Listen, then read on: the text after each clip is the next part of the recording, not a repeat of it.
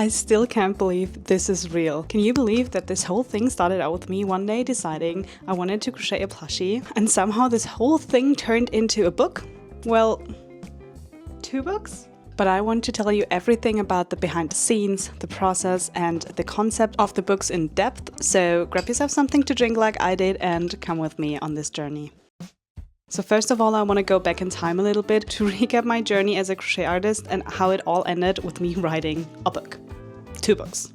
So the first thing I've ever crocheted was a tote bag back in like August or September 2023, so more than 2 years ago.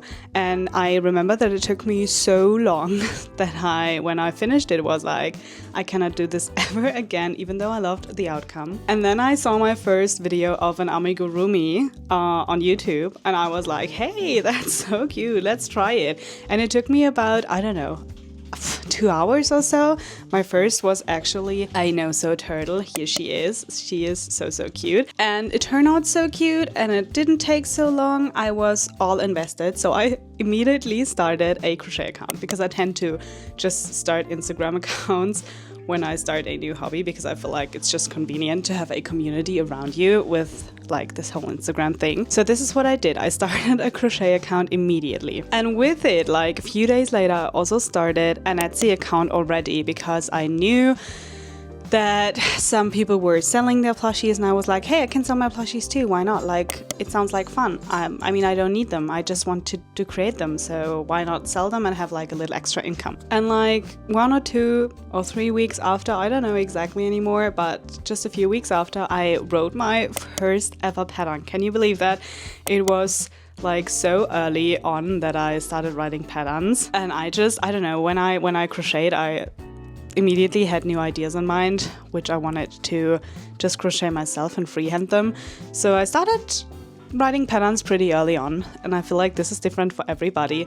Some need some time to get into the crocheting to writing patterns, and some, I feel like me, are just like, hey, I'll just try it, and I'm just making my own patterns right away. So in January 2024, only 1 or 2 months after I started my Etsy account, I also decided to only do patterns and stop the plushie selling, just because like there were a lot of reasons, but I just didn't enjoy crocheting plushies as much as I enjoyed the creating part of something completely new and something that I created myself. So that was why I stopped selling plushies and switched to patterns pretty much immediately, and it was January 2024. Also in January 2024 was when I started my Patreon and my YouTube channel, so that was pretty early on as well, so like nearly 2 years ago now. And all of that, like the Etsy pattern selling, the Instagram, the YouTube, and the Patreon, were things that I did consistently until early 2025.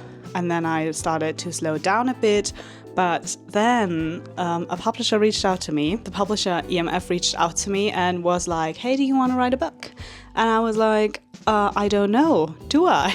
I just wanted to slow down a bit. I just, I don't know, found a little peace and quiet in my like slowing down. Do I really want to write a book? And my first feelings definitely were, okay, no, I cannot. I'm not an author. I just cannot write a book. It's not something that I'm made for.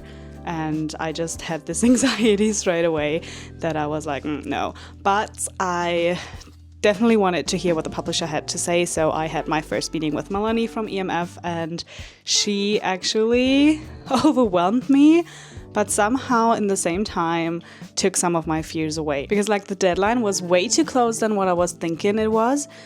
She wanted way more patterns than I was able to be delivering in that amount of time.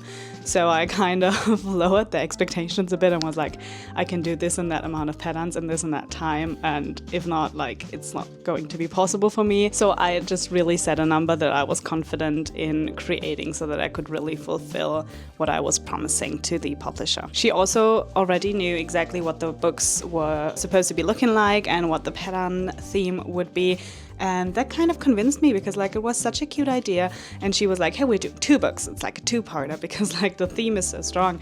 And I was like, hey, okay, I can really imagine that. So that was kind of what started to convince me also. And after 2 or 3 days of like really thinking back and forth, I'm like talking to my boyfriend, talking to my mom and stuff. I decided to do it because I was confident in me being strong enough to do that. And that was when I wrote back to Melanie that I was in the boat. And that was when the journey of me writing 2 books started. Okay, come a little closer. There we go. I thought a little change of scenery would be quite nice, so here we are. So now it was on me really writing a book. I wanted it to be structured, organized, and like with that to be a minimal amount of work, or like the maximum amount of efficiency. So I made a management plan where I split down all of the 20 patterns that I had to make into specific days, specific weeks, and like splitting this huge mountain of work down into little hills. And I feel like this describes it the best. So I knew I had about 10 weeks plus a time buffer at the end, so that if anything like doesn't work out as I planned to, that I had still time at the end of my time period. But I gave myself a time period of 10 weeks and there were 20 patterns. So I knew I had to do 2 patterns each week. And at this time I actually only created like 2 patterns a month, which is the minimum that I have to create for myself and for my patron. So that was like I slowed it down to a minimum so that I can do 2 patterns a week for my book. So I strictly decided that I wanted to choose 2 days per week to work on those patterns, and I chose Tuesdays and Thursdays. I always worked at afternoons after my 9 to 5, and each pattern took me about 2 to 3 hours to make. So that's more work than I would usually spend on my little side hustle. I mean, as I just said, I have a 9 to 5, so I do have work already. So those 10 weeks were quite intense for me, but I knew that it's just like 10 weeks and I just want to make that book. So as it just was a limited amount of time, I was like, yeah, I can do that. If I would do that like forever, I would definitely like burn out, but just like for 10 weeks, you know? That's something we can handle. So what I always do and what I did then as well is sketching out my patterns. I sketched out all the patterns, all the pattern drafts and what I wanted to make like character-wise, and then I sent them to Melanie. And after like 2 or more back and forth tweaks with her, we settled on the designs that I made and I was good to go. And then I started working on the patterns week by week, pattern by pattern, character by character. I worked on my desk as I usually always do, where we just started out the video in front of my computer. I put my MacBook right before me, typed down the pattern, and took my photos on my plain beige mat that I have under my keyboard so that everything looks nice and clean for the book. And this is like what I'm always doing. I work on everything at once so that everything is finished at once, you know what I mean? So that I have like those 2 or 3 hours of crocheting and not afterwards having to write down the pattern. I just do it immediately while crocheting, and I feel like that's a crucial part why a pattern designing process doesn't take me as long as it could maybe if I wouldn't do it like that. And honestly, this whole process and like how I time managed it really helped me that this 10 weeks or those 10 weeks didn't really feel like 10 weeks, and it didn't feel like I just designed 20 patterns. It honestly felt like I don't know, it was like just like a routine, you know? Each Tuesday and Thursday I would just sit down and design a pattern, and it didn't feel like work. So that's great, and I feel like it helped me a lot going through the process without ever feeling overwhelmed or ever feeling like behind schedule, because I knew that if I sat down on Tuesdays and Thursdays that I will get the book or like all the patterns done way in advance, and I still have like a time buffer. So that really helped me. And if you ever have like a huge mountain of work, I highly recommend split it down and time manage it. That really helps. But I feel like I really talked enough about what the process of making the book was and like the behind the scenes. I feel like you really want to know what's in the book now, right? So come with me, we'll grab our boxes of characters. So in the books, we do have 20 characters split into 2 books. So those cuties are split into both of the books, so 10 patterns per book. So both books are called Cozy Crochet, but there's The Lovely Friends and The Magical Cuties. So the thought behind making a two-parter of this book was that those coloring books are super trending right now, like those cozy coloring books, and the theme kind of is that, but just make it crochet. So the book is for beginners to advanced beginners, I would say. All the patterns are no or low sew, and the book contains detailed descriptions of all the stitches that you can learn from scratch, basically. So there are QR codes that you can scan to get video tutorials on all the stitches, like how to make a bubble stitch and so on and so on. So I feel like this makes it extremely beginner friendly, because you could like even learn crochet from scratch with those patterns, I feel like. Also, the pages always tell if the pattern is no or low sew and how hard the difficulty is with like those little icons that I'll show right here. And also, of course, as always, I have been using tons of progress photos within the patterns, which I always do for my patterns, but in this book I did it as well. You can see right here, there are like per pattern, I always took like between 8 to like 15 images per pattern, so like very detailed and beginner friendly. Also, it has something that I usually don't do with my patterns. It has a super detailed descriptions of what yarn brand, what yarn color, like what exact color and how many grams are used per color, as well as of course the hook size and stuff.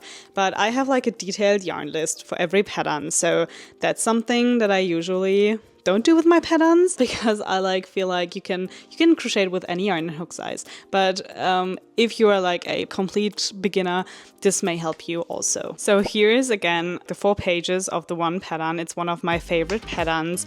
It is the bunny. Let me see if I can find it straight away. Ah yeah, here it is. It's the little sitting bunny with the tote bag. And as I said, this is how the pages be looking like. Super cute, and I love the design. Like the graphic departure of the publishing firm just really did a really good job with that. And I'll just very quickly show you now all of the characters so that you have seen them, but I won't be talking too long about them because I feel like then we would like be sitting here for ages. But I will just quickly show you for each book what patterns are in there. I came a bit closer for that. So for the Lovely Friends, it's mostly like usual animals. It's just like cute, cozy, cottagecore, homey feeling animals. So like this cute froggy with this heart apron. Then we do have, as I said, the sitting bunny with the tote bag. My personal favorite is this sloth with the watering can. He is so cute. Of course, the head is like removable. He's just so cute. Then we have a little ducky with a bow. We also have some of my already existing patterns in the books, like old friends. Say hi to old friends. It's the fuzzy butt bumblebee, a strawberry cow, sitting strawberry cow. She's so cute. I really love this one. Of course, I had to include a mini pattern. It's my mini bunny.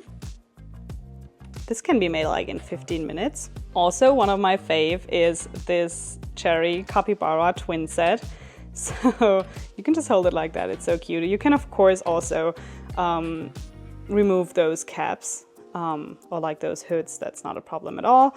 But like this, they are just like cute cherry capybaras. Of course, like for this cottagecore theme, my chubby reddish couldn't be missing. Like, look at him. He is so cute. I love the leaves. I really love him. He's one of my all-time favorite plushies. And of course, I also included my baby alpaca. This is my all-time favorite pattern. One of the first ones that I made, and an all-time bestseller on my Etsy. All right, and now onto the magical cuties. We first and foremost have the goblins. I have 2 options in there for the ears. They're exceptionally cute. Like this is the one with the short ear. This is the one with the long ears. Let me know in the comments which one you like more. I think I don't know. I cannot prefer any of those. It's just super cute. Then one of the cover plushies is this unicorn. It has like the super cute chubby unicorn. He's sitting, he has like the hair and everything. He's so cute. Then we have a little mushy guy. He can pop, like the mushy part can pop of course, but he is sitting, he's like slouching. He's so cute. I really love him. This is him. Then I included my 2024 Chubby Ghost. He's so cute. My little mushroom with flowers. I really love him as well. Then we also do have this wizard cat. I'm just rewatching Harry Potter at the moment, and like this kind of reminds me of, I don't know, Hermione's cat. Like, even though like it doesn't look like her, but like it's a cat with a wizarding head, so I feel like I don't know. It just remembers me of it. And then I have a flying pig, and I feel like he's one of my favorites from the Magical Cuties book. The little tail, the little wings. He's just like so cute, and like his face is so chubby. I really love him. Then one of the cover images, or like the cover figurines, is this dragon, which is so cute. It's like a little standing dragon. Then we have my mini dino, also perfect for this book. And last but not least, my little froggy on this sea rose paddle. Like, here's the paddle. He is so cute. Like a little mushroom froggy. And both books are ready to be pre-ordered right now, and they will be coming out January 28th of 2026. So like in 3 months from now, which is great. I'm excited. It's not too much longer of a wait until we have the printed book in our bare hands. Oh, and as a little side fun fact, I didn't know how to crochet in German. I didn't know the crochet terms in German. I didn't know, I never read a crochet pattern in German. I learned how to crochet in English via YouTube videos and patterns, and I didn't even know what single crochet, or like how single crochet was translated in German. I still don't know. Oh yeah, I know, it's feste Masche. It's so crazy. So I kind of learned how to crochet in German within writing this book. Isn't that crazy? It's such a fun fact, I feel like. Holding this book for the very first time will be feeling so unreal. I already know it. And I feel like every little page will tell a piece of my crochet journey that I had so far. I honestly can't wait until it's finally printed and on your way to your home and into your hands so that you can crochet those characters too. And if you guys ever dreamed about writing a book or a crochet book, just hold on to that dream. Maybe it may become real before you even know it. So both books are available for pre-order now. I will link everything in the description box down below for you guys. The books are now only available in German, but the publisher is working with some licensing companies to maybe get it translated into English too, but there's like nothing sure yet. I already said it to my patrons. I feel like if you're an advanced crocheter, you could get behind the German crocheting terms. I mean, I learned crochet in English. I couldn't even crochet in German before, so maybe you can crochet in German too. So if you really want to make those characters and don't want to wait until the book is maybe translated into English, I'd say just grab it as well. Like, they are not really expensive. They are quite affordable in my opinion, but that's just my hot take on maybe you can do it in German too. And of course, if you just want to support my work by purchasing one of my books to put it into your shelves, that would of course mean the world to me as well.